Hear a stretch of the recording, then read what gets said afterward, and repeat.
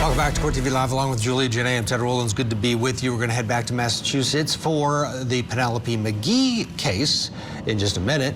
But we want to first get an update on that other case in that courtroom. Of course, the retrial of Karen Read. That's right. Her defense is now making new efforts to get her retrial dismissed.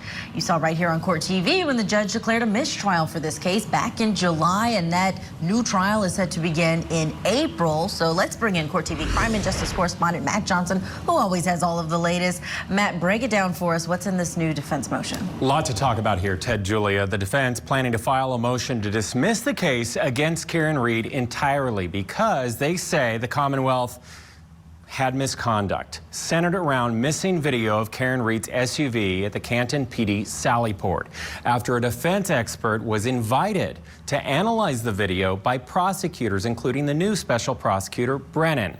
Well, just last week, the defense filed a motion to have the expert's travel expenses of more than $12,000 reimbursed by the state, calling his trip out of state futile for their defense, and adding a footnote in their filing hinting of a motion to dismiss, quote, a motion to dismiss for extraordinary governmental misconduct based on the destruction of this, meaning the video, and other exculpatory evidence is forthcoming.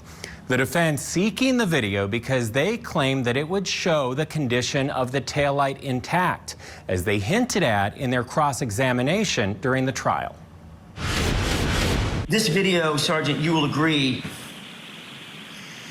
if that 42-minute period existed, that would have been the only video that would establish the actual condition of the taillight the moment the SUV arrived in police custody in that Sallyport, correct? Objection. You can ask that differently. Is there any other video other than this one that would show the exact condition of that taillight as it pulled in to the driveway, and then to the Sallyport? Or is this the only one? From that location? Correct. That is the video that captures that time frame. Okay, so on the stand right there, that was lead investigator, Trooper Michael Proctor, who has since been relieved of his duties and suspended without pay. He is facing a police trial board for misconduct happening right now connected to this case. He's due back in court on February 10th for the second half of his hearing. We still don't even know if he's going to be called as a witness for the retrial. And I bet the defense is going to raise his name in the retrial at some level.